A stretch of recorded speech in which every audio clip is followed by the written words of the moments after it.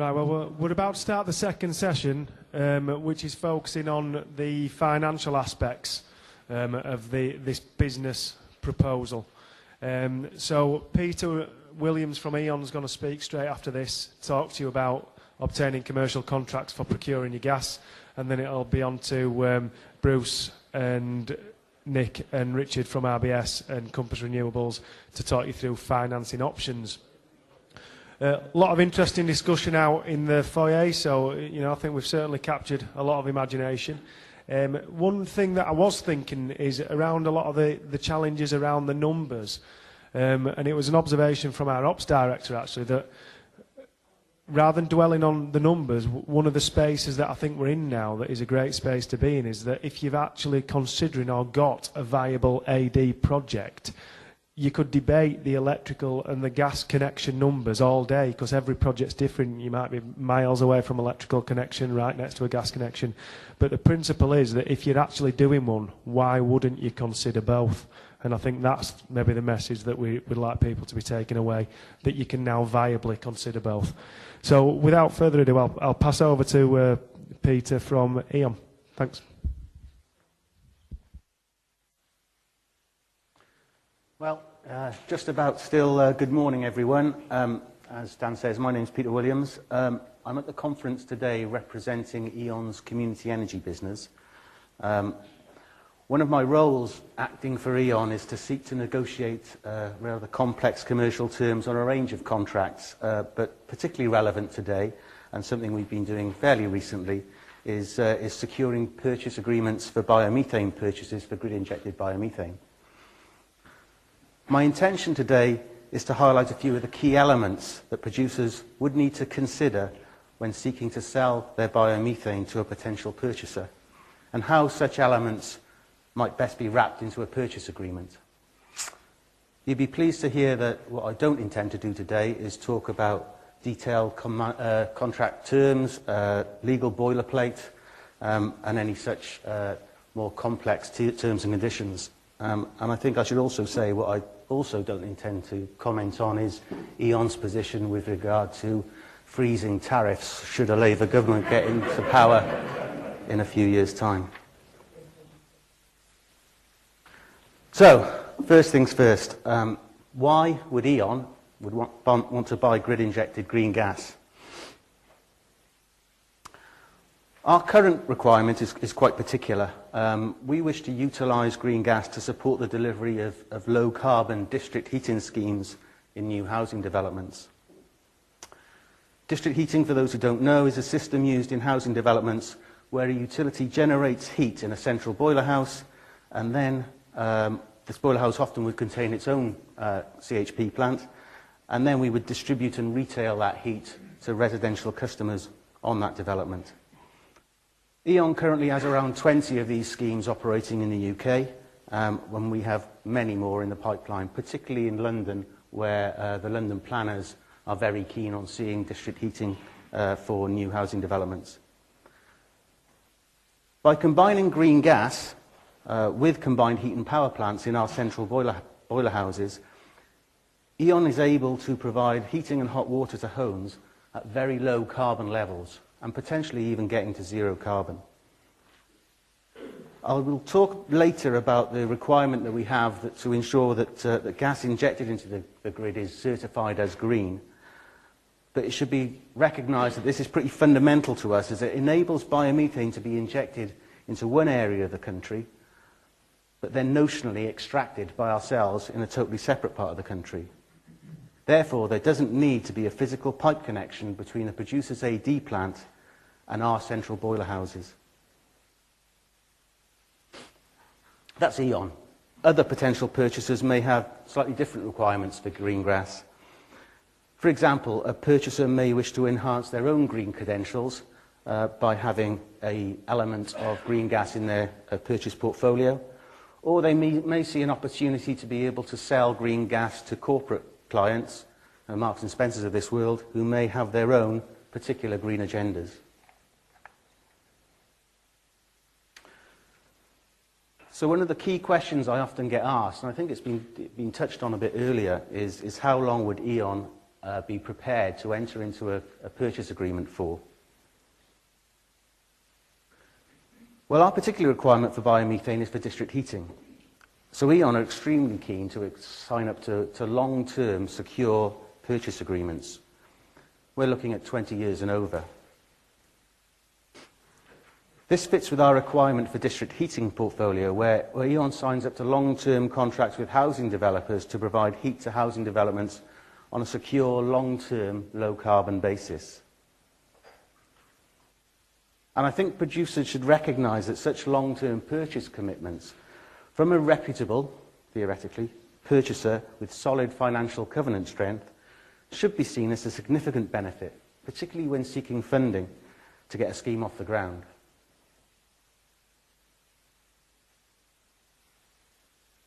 So what's the catch? If we're offering such long-term contracts, where's the catch? What penalties are we likely to want to see imposed if the producer fails to deliver on committed volumes? I think E.ON recognises that the market is still being nurtured, and we're very keen to see the market grow. Therefore, producers right now should expect very little in the way of penalties if they fail to meet targets they commit to in purchase contracts. The risk that a producer is unable to deliver on biomethane volume targets is certainly a risk that E.ON right now are prepared to take. However, what we may do in order to mitigate risk is to seek to receive a small discount on purchase prices to cover potential imbalance costs, maybe a 5% discount on gas wholesale prices. This is to safeguard the risk that due to unplanned maintenance, the producer is not able to deliver on contracted volumes. And in such circumstances, we may have to purchase gas off the daily spot markets to try and top up that volume.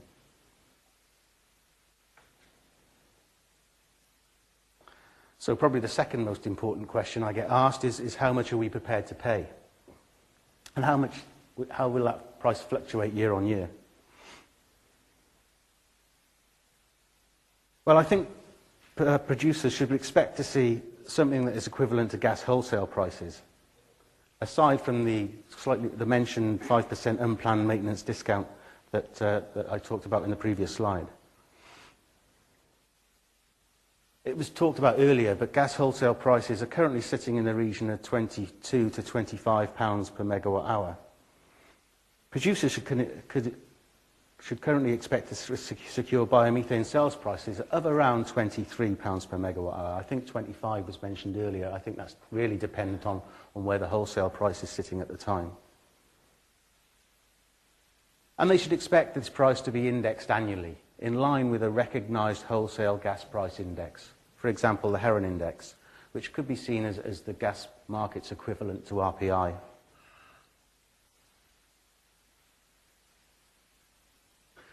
And into the mechanics. How would we go about paying? The transaction arrangements for the sale and purchase should be fairly straightforward. E.ON would expect producers to generate a monthly invoice based on metered demands or metered biomethane injected into the grid. We'll pay producers monthly, and generally payments will be made direct into bank accounts through electronic transfer.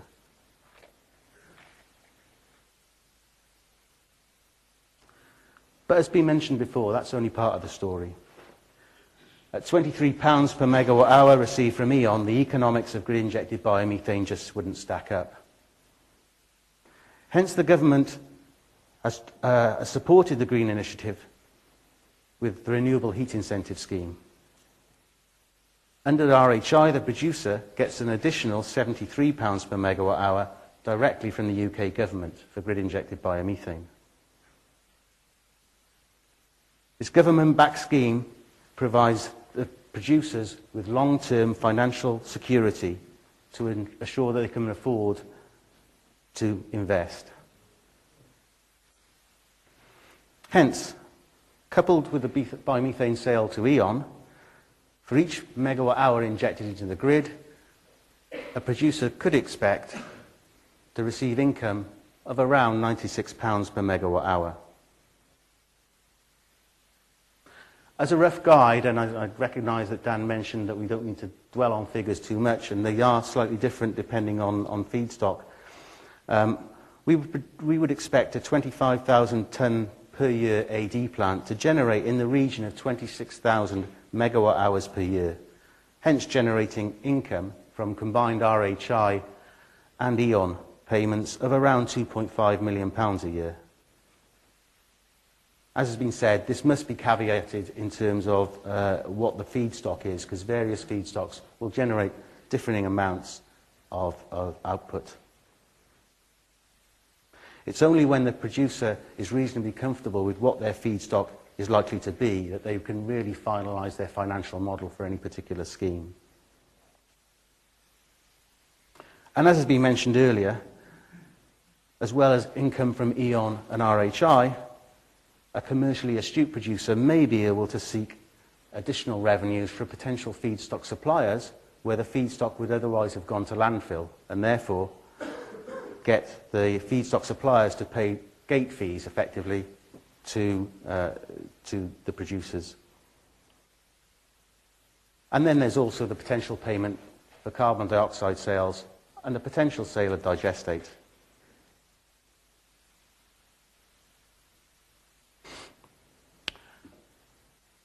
I think if you dug a little deeper into the requirements of getting grid-injected biomethane scheme off the ground, you'll have no doubt heard about the requirements for a network entry agreement.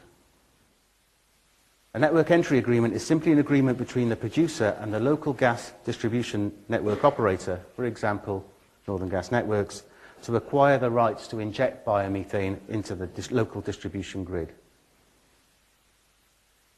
This agreement will lay down the requirements on gas quality, on gas measurement, and of monitoring the grid-injected biomethane. As part of initial feasibility work into any grid-injected biomethane scheme, as Dan mentioned earlier, the producer should approach their local distribution network operator very early to establish their requirements of a network entry agreement. Purchasers will often support producers in finalising the terms of the NNEA in order to ensure that all parties' requirements are adequately covered. But network entry agreements are site-specific agreements based on standardised documentation that the distribution network operator should be able to provide fairly easily off the shelf. If you want to know more about network entry agreements, I'm sure our friends at Northern Gas Networks will be able to discuss this if you go and visit their stand during the break.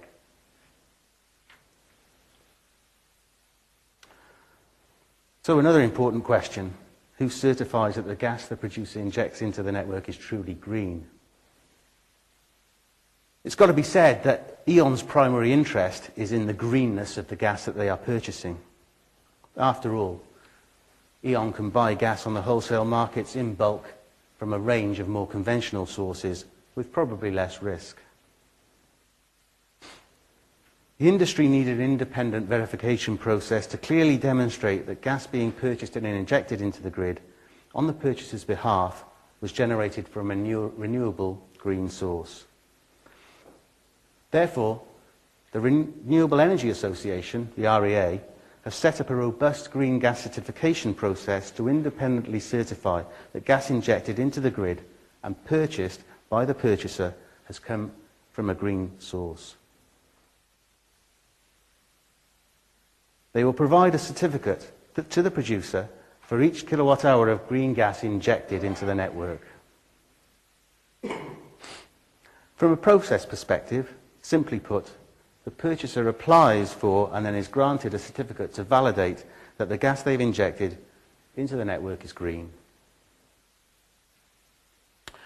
However, as part of the sales purchase agreement with a purchaser like E.ON, E.ON will have insisted that these certificates are passed to them as part of the sales process, as it is ultimately the green certificates that are the key element of the green gas that E.ON is purchasing.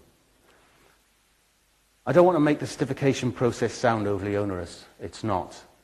The REA also have a stand in the annex today, and I'm sure they'll be happy to discuss how simple the certification process is with anybody who's willing to talk to them. So, what are our key decision-making points when E.ON decide if we want to buy biomethane from a potential purchaser. The sort of things we are after are very similar to the sort of things that funders would be looking for in a scheme. Whilst we're relatively relaxed about imposing penalties for the delivery of gas by the producers, we would be concerned that the producer has a viable long-term business case. Importantly, E.ON will want to be sure that the producer has long-term viable feedstock supply arrangements. We'd also be extremely keen to see that the producer has a solid appreciation of the costs he's likely to incur, both to get a scheme off the ground and to subsequently run it. And whilst recognising there's an element of chicken and egg situation here, before signing a purchase agreement, E.ON would be keen to understand how the scheme would be funded. We recognise, however, that securing funding, a purchaser may have to demonstrate to a potential funder that 25% of their revenue can be secured through a long-term secure sales contract. Therefore, to support securing funding, E.ON would be comfortable in providing letters of intent that we would be prepared to enter into long-term agreements, or if appropriate, we would be happy to sit down with producers, with their potential funders, to discuss our interest directly.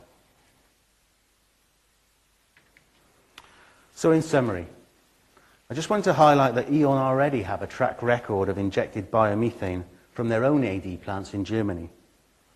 We're familiar with the engineering concepts. We're familiar with the challenges that these schemes have. But we are also familiar with the financial benefits that can be reaped from these schemes. E.ON in the UK have a very solid demand for biomethane to support our strategic objectives, particularly in supporting low-carbon district heating. To put it as simply as I can, if producers are able to produce it, they should have no problem in securing long-term, secure purchase arrangements for purchasers to buy it. I'd like to thank you for your time this morning. I hope I've given you a very brief insight into the potential elements that purchasers should be looking for when they're looking to negotiate sales contracts for biomethane. I'll be around at lunchtime and during the exhibition, so if anybody needs to have a chat, then by all means come and grab me. Thank you very much.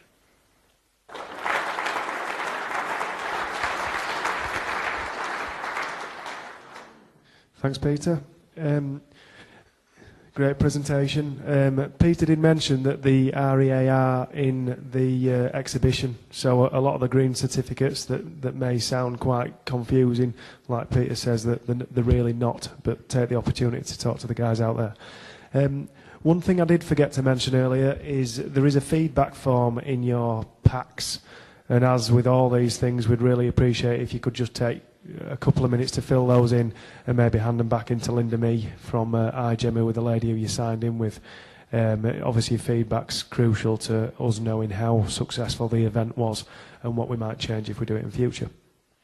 So I'll now pass over to Bruce from Compass Renewables to talk about the funding arrangements.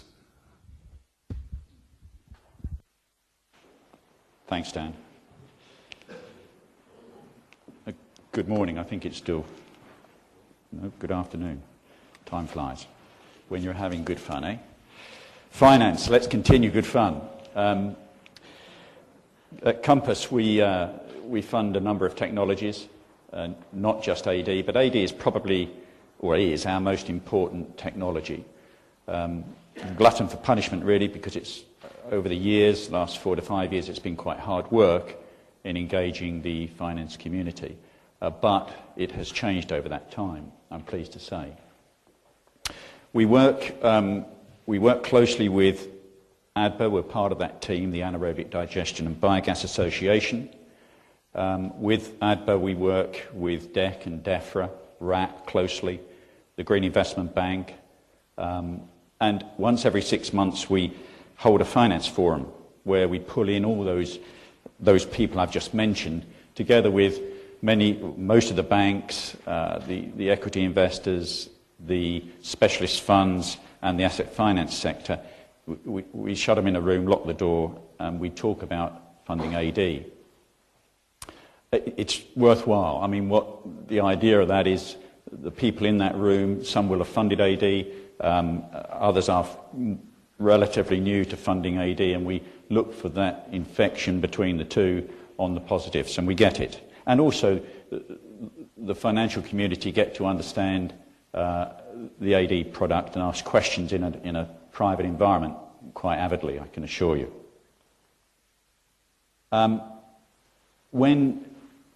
When Dan asked me to speak a couple of months ago, I was very pleased to do so, because I applaud what Dan and his team are doing to help give greater exposure to gas to grid, because I think it's a very important development for AD. It's very efficient, so it wasn't difficult to say, yeah, I can do that. That would be a delight. So one of the questions that always come out from an audience or in private when we're talking to individual clients will be, is there funding out there? Well, yes, there is, but you need to know how to find it. And I guess I could say that the finance community are shy people. They're not obvious sometimes. They hide away, and you have to find them. And that's not a rifle range with the bankers putting their head up above the parapet to be shot at, as somebody said to me in a recent discussion. But there are more funders putting their head above the parapet. There's no doubt about that. But unfortunately, where they are and where they hide, it's not always obvious. Some of you will know where to find them because you've made it your business to do so. But other times, and if you're looking at a project, you won't know where necessarily to look. Some places are obvious, your bank manager, or your relationship manager, as they're called these days. But otherwise, where do I look for this individual who's going to help me with my project? This isn't an exhaustive pie chart by any means, but it's just to give a flavour. Some of the major areas you can look for funding. And out of all the banks, some will be involved more than others in AD. That's gone wrong. That's changed since I've sent it through, but anyway, I'll talk it through. So out of the bank segments, you may find there's only one, none, two that would suit your project. Asset finance is coming in. One of the things I did on a slide that doesn't appear to be there is that we have, following me, RBS and Lombard. And I wasn't going to just mention them because they were following my presentation, but they've done quite a lot of work. One of the only banks to spend time, money, energy in training their field management in renewable energy. And that's moving through to their RBS's associate company, Lombard, and they're doing some work now. We should see them come into possibly the AD market in the months ahead, and I'm sure they'll tell you more about that themselves. But they've done some work, one of the few who have tried to educate their teams, because that's what it's about very often. The difference between the bank and asset finance in a very broad term is that the asset finance community look very carefully at the market and the asset and value that, as well as the balance sheet and the people, etc. And the banks will look probably more at the balance sheet and security and again, the people. So there's a slight difference between those markets. That's why you see RBS have the banking and then Lombard as the asset finance. The equity market's interesting. They've been important in developing the AD sector. Without them, we wouldn't see the number of plants we have on the ground today. Very often, they'll come in, and how do they come in? They come in and take an interest in the business, a stakeholding interest, a percentage of the business.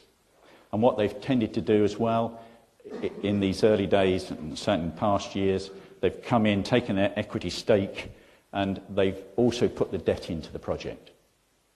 At a later stage, when the plant's running, maybe 2 years down the line, they'll move that debt back out into the marketplace. But it's meant you could build a plant or plants. So they've played an important part. And there's a few specialist funds. And under that heading, we're talking about specialist debt funds that could run from 5 to 7 years debt terms, slightly more expensive, I guess. 10 to 25-year terms are out there. And also under that section, you've probably got some of the specialist groups that are developing their own plants around the country, and they're giving people the opportunity, whether if it's the farm or landowning community, to invest themselves. So they may take 10, 25% of the project. They don't want the responsibility of the whole, and the group come in and build the plant completely, take responsibility for that, and then it's run in the years ahead, and they keep their interest. But those specialist funds are out there, and they form a useful part of funding AD. What next? Well, pretty important to any project is going to be, I always say, a cogent summary plan, because initially, at the early stages, you're going to have to infuse some of the funding community. You don't want War and Peace. They don't want 60 pages to read over 2 days, but you need something more than half a page of A4. So you need to engage them. You need to gather their interest. And I talk about develop enthusiasm and get the funders talking. And one of the things that should be on there is momentum. And you have to keep that going. Again, when do you start talking to people? Or when do you start to engage on finance early on in your project? You may not be able to engage the funders in any detail early on, but you'll need to know what the dynamics of getting the funding will be as you go on through your project. It's not uncommon to see people get their planning and then say, oh, I'll get some funding now. And that's going to then take them time. So understand what the dynamics are, and then you can start to interest the funders. Facts for funders, and this is Dan asked me to give a sort of very high-level overview, so, and Rob, you covered some of this earlier to a degree, what's required, or various comments. I think, John, you made some, what goes back to the funders, what are they going to look for? And these are the sort of things they'll want. What you must, to a degree, bear in mind is that in the current climate, whether you're a bank or any of the other funding communities, there are no awards for bravery. So what you need is a good plan. That plan can develop, of course, but the initial plan teases their interest, and then you want a full plan for the funder. People often forget the team is critical to any funder looking at a project of yours. Who's in it? Who's doing what? Who's advising? How's it made up? They want to see the background of the people. Very important part. So don't let that be diluted. And we know about the feedstock and the technology. Who's advised how those two fit together? Because that's going to be critical for outputs and whether it works, etc. O&M, again, very important, because it doesn't run, and the thing coughs too much. Somebody's going to not have a profitable plant. Digestate, how it's going to be distributed, and the financials, good financials, and who advised on the financials, who pulled them together, are they cogent? And contracts, how are they put together? What have you done to think about the contracts that are required? Now, with those elements, and bear in mind, going back to the pie chart, there are banks, there are equity investors, there are asset finance and specialist funders. It may be an amalgam of those. It's not just necessarily one. You might not get any funding from a bank for certain projects. And the difference between all those investors will be because they'll all have a different attitude to their credit appetite, the size of the advance, the structure of the deal, the risk involved, and risk goes with price. So if you want very little risk, the price will be higher. If you want to take a lot of risk, then the price comes down. But there is a lot of funding out there. It's just matching it, and that's pretty critical. And it can be done, but you're going to need either a member of your team who understands the funding community, can find his way around it, or her way around it pretty accurately, or you're going to have to find a conduit to those funders. So I guess that's all I've got to say in a high-level way. I'm outside also at a small stand, and I'm here and around. And, of course, after the show or any other time, happy to take a phone call and discuss. Thank you very much for listening.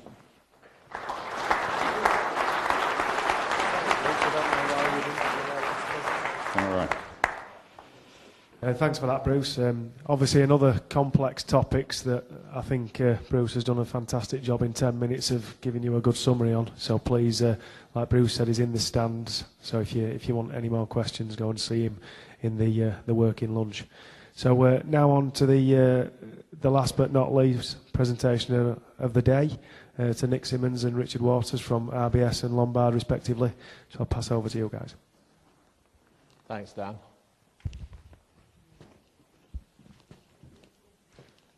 So good afternoon, ladies and gentlemen. RBS is delighted as a group to have the opportunity to present and discuss options for funding biomethane production and gas to grid. It's a bit of a double act between us this afternoon, a bit like the Two Ronnies TV show. I'm representing the BAT, and Richard is representing the Asset Finance Division, which Bruce dwelt on. We've both got interests in this particular area of finance. Speaking for myself, I've got next to 30 years' worth of corporate banking experience at 5 different banks. So I'd say on the back of that, I've got a fair degree of knowledge about credit appetite for different sectors, including this, from different banks' perspectives. That's 3 UK banks, HSBC, Rothschilds when they were still a lender, and latterly RBS, and 2 German banks, West LB and Commerz. And interestingly, obviously, a few of the German banks are involved in this in Germany as it stands, as has already been alluded to. So, introduction. What's the problem we're looking to solve? I apologise, there's a fair amount of commonality between our presentation and Bruce's presentation here because it is a similar issue across the piece. One of the biggest obstacles to widespread adoption of gas to cash has been the funding of upfront costs. AD, as we all know, has been around for a fair while. AD, in terms of production for electricity, has been widely funded by lenders. It's not every bank's cup of tea, but biomethane production and gas to grid obviously is a bit of a new development, as has been mentioned in the audience. We're looking at 5 live plants by the end of the year. If you look at the Didcot plant that was commissioned in 2010 by Thames Water and British Gas, that claimed to be the first, basically, in the UK. So it's not really been going for that longer period of time. And financing the construction costs, therefore, obviously is a bit of an issue for banks, but it's a fast-developing market. Second point. Often biomass producers, like your good cells, have limited ability to contribute equity. What do we mean by equity there? Well, that's own funds, basically. So that's your own money. If you look at a mortgage, the equity is the deposit you're putting in, basically, against the debt provided by the likes of ourselves as banks or funds. Yet you're the natural owners, managers of anaerobic digestion facilities.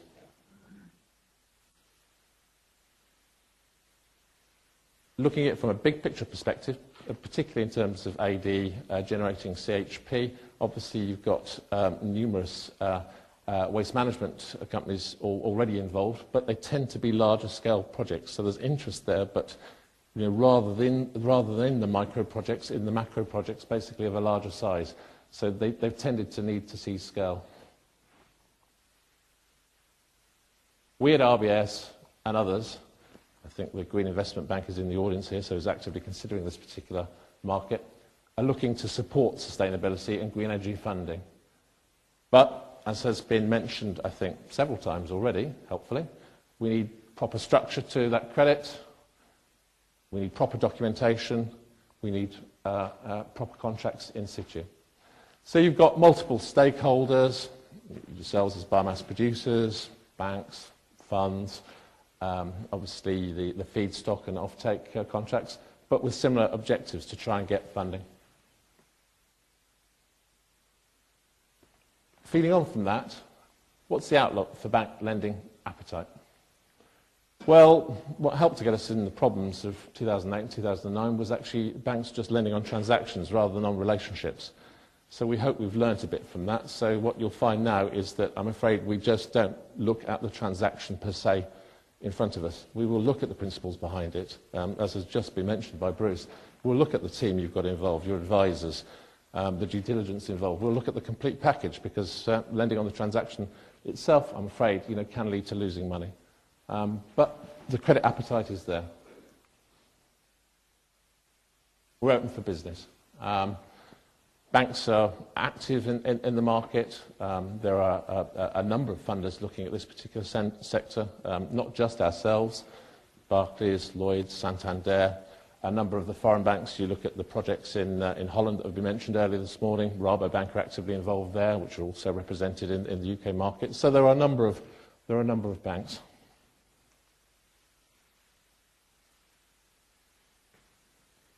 It's dominated by the green banks funding, but there is liquidity elsewhere. It's interesting. I think Bruce alluded to this. There are funds that are actively getting involved in this sector, and specifically biomethane production and gas to grid.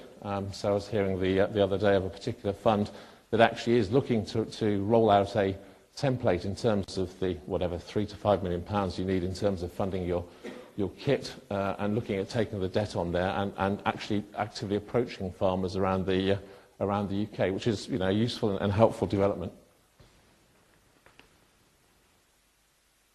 Term of funding, well, probably stating the obvious, it's dependent on the useful life of the equipment. You're not earning any cash flow if the equipment isn't working. I would say there that historically in terms of project finance, banks would look right out to 20, 25, 30 years. I'm afraid that's come in, courtesy of our funding costs and funding requirements. So typically now you're really looking up to about 7 years, maybe a bit beyond. Obviously the government incentives, RHI, FIT incentives, and the offtake contracts, obviously contracts with the gas companies of a 20-year nature are very helpful in this regard, help to actually extend the tenor of finance.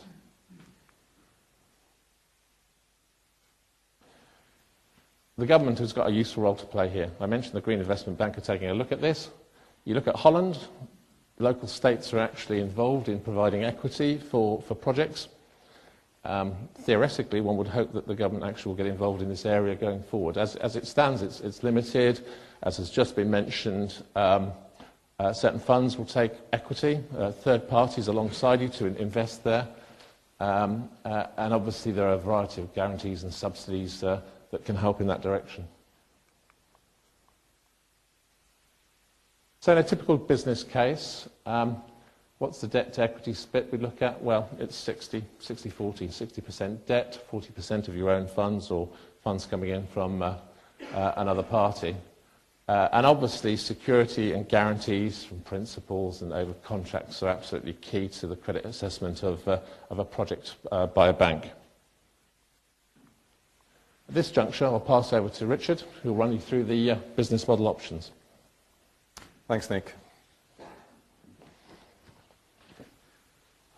Good afternoon. As has already been mentioned, I work for Lombard, which is the asset finance arm of the Royal Bank of Scotland. It's a wholly owned subsidiary. Lombard has approximately £8 billion of investment in the UK, mostly UK, plant and machinery and equipment sector. Assets that Lombard typically funds are such as cars, trucks and trailers, a lot of IT equipment, yellow goods, agriculture, factory fit-outs and plants. And then sort of probably slightly more pertinent to today, we've done solar and we've done energy efficiency assets and waste and water treatment plants. And we've done certainly been looking at AD and potentially on the biomethane side. What I want to talk to you today about is the business model options that you could look at for a structure, for a project. Fundamentally, there are the core ingredients or building blocks that Rob referred to earlier for a successful facility. and they are the feedstock and the security of supply of that feedstock, the AD itself, the biomethane upgrading and gas injecting equipment, and then the connection into the grid. Now, these ingredients can be linked together in a number of different ways. Firstly, there could be a single entity or company that controls all of these ingredients. Alternatively, there could be multiple entities that each have independent interests in separate parts of the ingredients, and they are acting together, whether as a formal joint venture company or as a cooperative. And thirdly, there could be multiple entities, totally independent of one another, who control the ingredients entirely separately but are bound together contractually through lots of different, different contracts which tie the parties and therefore the ingredients together. In deciding which of these business models is the most pertinent, consideration will need to be given to matters such as who owns the land where the facility is located, who is generating the biomass feedstock, and who is managing the facility on a day-to-day basis.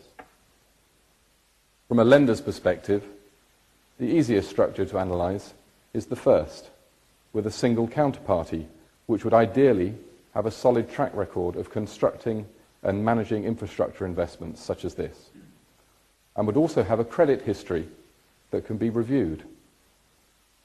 However, having said that, provided the party which controls the AD and biomethane equipment is a bankable entity, the cooperative or contractual options will also be viable. So, what will the financing banks require? Again, this has been touched on by Bruce in terms of looking at things like feasibility studies. And a feasibility study will need to be prepared and provided to the bank, not necessarily as the first point of discussion, but certainly before a bank will be able to take the proposal internally for approval. And this feasibility study will require a general overview of the project, the capital investment required, the costs, who's going to operate it, lists of all the parties involved, and the security of the feedstock supply. There will be a need to understand the proposal from the gas to grid upgrade manufacturer, the equipment manufacturer, an understanding of how often that equipment has been utilised, what its reliability is, and whether there will be manufacturer warranties, etc. A detailed business plan will then need to be provided, and that will require financial forecasts to cover the anticipated payback period, looking at all the infrastructure requirements, and it will also require sensitivity analysis to be looked at. And that will typically want to take a look at what's the impact on the payback period if the facility doesn't work, and all the consequences that that might have. If the facility does work, but it isn't performing at the same level as anticipated, and there'd be reduction in income and RHI payments. What happens if there is a delay in building the project compared to what was planned, and if the costs overrun? And all those usual sort of doomsday scenarios that will need to be analysed. Of course, in doing that, expert consultants will typically be required, and you've heard a number of them speaking today, and there are others exhibiting outside who, of course, will be able to help put those sorts of business plans together. Secondly, the contractual framework will need to be reviewed and understood. And again, that will need to see who the key parties are and how they are committed into the contract, such as who the operator of the facility is going to be. Are all the necessary permissions in place? And whether it's for the approval of the building in the first place, or the operating of the plant and the injecting of the gas into the grid. The security payback and the certainty of cash is going to be required to be analysed closely by the banks. And the feedstock supply contracts will need to be understood and to be determined whether there is going to be sufficient to keep the AD facility fully stocked. Once all this is in place and the bank has been able to review it, the bank will typically approach its internal credit approval committee to discuss the transaction with a view to obtaining credit approval. Upon receipt of approval, an offer letter outlining the key terms will be provided, and on that basis, subject to accepting the usual indemnities on legal costs and other costs, etc., that will be incurred, the finance documents will be prepared. Once the documents have been put in place, those documents will still contain certain conditions that will require to be satisfied before drawings can be made. And those will typically include sort of the commissioning, certification, technical confirmations, and legal advice being fully signed off. The whole process, from a bank's perspective, will probably take 3 months, maybe a little bit longer. But obviously, from the starting point of putting the feasibility study together, we would anticipate that you're looking at 6 to 12 months, probably. So, what are the types of financing options that are currently available? We've looked at 2. The first one is a straightforward corporate lend or asset financing. And the second one, slightly more complicated, project financing. And we've put hypothetical in there, just say, because at the moment we don't think this is the most likely option. And probably looking at the 2 structure diagrams, you can probably guess which banks would most likely prefer to be financing currently. The corporate borrower on the first option will have the obligation to make the loan or lease repayments irrespective of whether the facility is performing or not. So the bank is going to be looking at fundamentally the operator or owner or group of owners as a credit risk in their own right. And asset financing will typically be able to go up to 7 years in the current market for some types of equipment, and with longer term contracts, and once the equipment is fully understood, we expect this equipment will probably have a useful life of maybe 15 years or more. It may be possible to extend that. Lombard at the moment can do certain transactions up to 10 years. For a project financing, however, the bank will be taking the risk of the project company alone, and secured by the various contracts. It will also require to have security over the RHI payments as they're received, and all income will be controlled by the bank, and then will only be available for the project company once the debt service and the loan repayments have been met. This option really is only, as I said earlier, is really only suitable for probably larger projects, and also at the moment with the biomethane industry in the UK being at its relative infancy, it's a risk that most banks and lenders are probably not prepared to take for the time being. It is worth noting, however, that where AD facilities, as opposed to AD to biomethane facilities, have been constructed in the UK, in the larger instances with large waste management companies putting these together, most frequently those have been funded and constructed with the waste management company taking the risk of the construction, putting it all together and funding it at their own risk on balance sheet, with loans coming in, and then refinancing that at some point once the project has been up and running and has been proved to be a viable project. And at that point, you can often look at a project-style nature refinancing. At this point, I will hand over to Nick, who can summarise.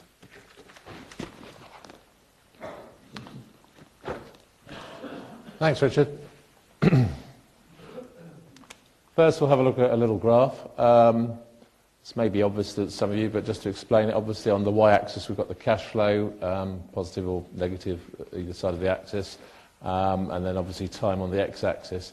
It shows the life cycle typically of a project. Obviously for the first year or slightly thereafter, you're looking at initially the construction period of the AD kit and the connection to to the grid, and then slowly but surely the plant starts up, and then thereafter you're generating positive cash flow, as you'd expect from a bank's perspective.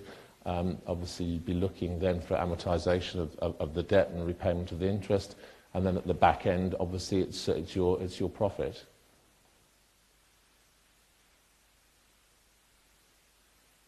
What are the key takeaways from our little presentation? Here at RBS, we're committed to helping UK PLC with its transition to the low-carbon economy. Bruce is right. I mean, it's a big theme internally for us, and there's a big focus on this particular area. And I have to say, not just in biomethane production and gas to grid. There are a number of other areas that are of substantial interest. I mean, for example, solar historically. We're looking to actively provide solutions to help our customers achieve energy efficiency, and this has obviously got to be one of the best of them. If you look at biomethane production, it has the lowest carbon footprint, arguably, of any means of fuel production. The credit issues are complex, as you may have gathered from the presentation. I guess particularly sourcing the equity to go into the project ab initio. And following on from a suggestion made earlier, it's as well, I would say, to get a good advisor on board to actually look to structure the project before you're approaching the bank. Banks tend to like to look at a structured project from a total perspective before considering the credit. But the business proposition for Gas Pt2 is compelling, as proven earlier, 30% more income than looking at generation of CHP stroke electricity. We're keen to work with you all to explore joint corporate financing solutions in this emerging market. So thank you once again.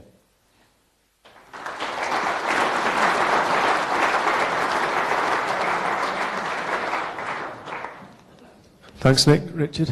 I think that brings us to the end of the presentations. You may be relieved to know.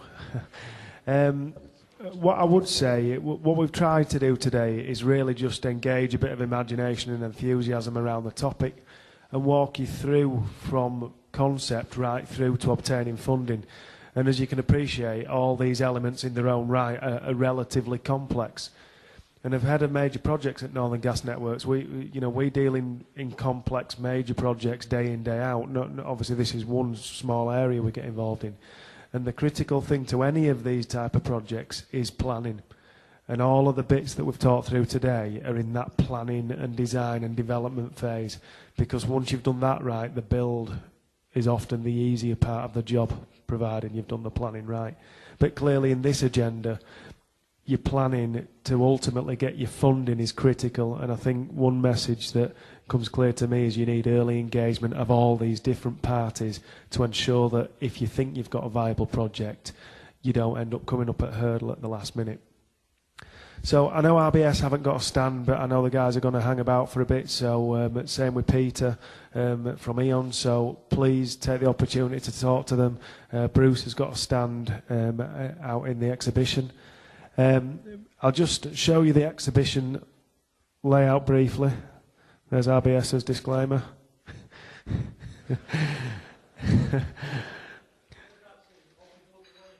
Yeah. So what we'll do, we'll have a question and answers panel session, which I'll invite the guys back up for in a second. And then I'll just walk you through a few of the next steps.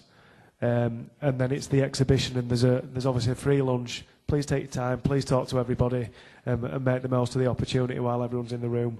And I'll leave that up there. We've tried to structure the exhibition, incidentally, in the same line of this supply chain. So you've got ourselves at number one, Northern Gas Networks, the project management companies, then you're into the gas contracts and the funders, and then obviously the green are all your technology providers, so you can kind of walk round the exhibition in that supply chain if you so wish. So if I could invite the presenters back up to the stage, and then we'll take 15 minutes worth of questions.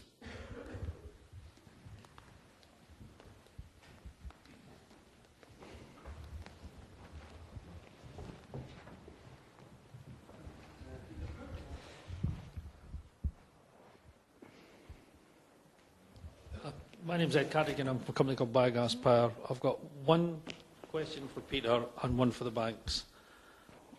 You didn't mention the value of the green gas certificate. Do you put no value on that certificate? At present, it's difficult to value a green gas certificate, particularly when it comes to the area we work in and we use the green gas for, which is for new housing developments.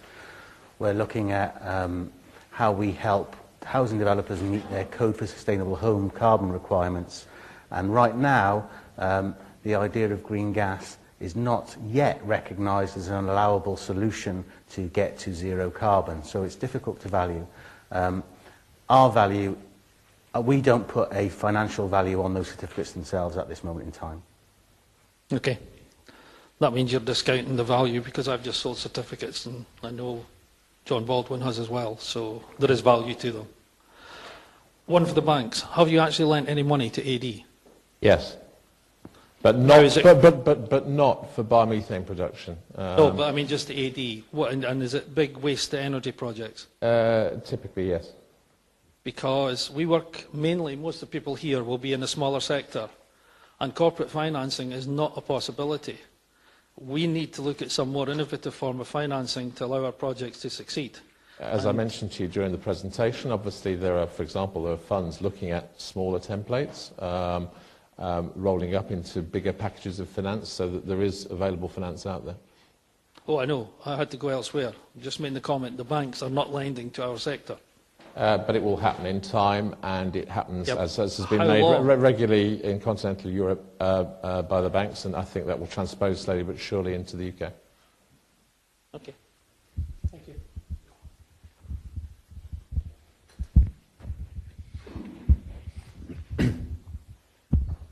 Hi, I'm Grant Ashton. I'm the CEO of Green Gas Trading. Slightly a point of clarification. I think the impression may have been given, and I think Ed just alluded to it there, that there's only one biomethane certification scheme in the UK, and that's the one run by the REA. I'd point out that ADBA, which is a rather large trade association for anaerobic digestion you may have heard of, has also got a certification scheme, which E.ON isn't actually a signatory of, which they are of the REA scheme, which you might like to point out. What I'll say is I've got to stand here as well, and I will tell you that certificates are trading at a premium. If biomethane producers think that they should be getting a price under the fossil price for gas, they don't have to, and that there is a premium price for a premium product. And if people want to understand how to unlock that premium, come talk to me. I've got to stand as well. Thank you. Thank you.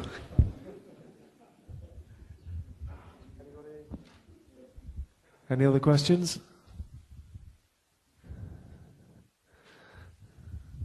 Everybody wants lunch. I'm going to say, everybody hungry for lunch? Okay, right. Well, we'll draw it to a close there, so I hope everyone's found it useful. Please enjoy your lunch. Please take the opportunity to talk and network in the exhibition. Once again, thanks for coming. And the only thing I'd like to do is just invite Martin Alderson, who's our Asset Director, to close the conference on behalf of Northern Gas Networks. So we take a seat, guys. Yeah, and a reminder on the feedback forms, which I believe Linda will be collecting in the delegates' packs.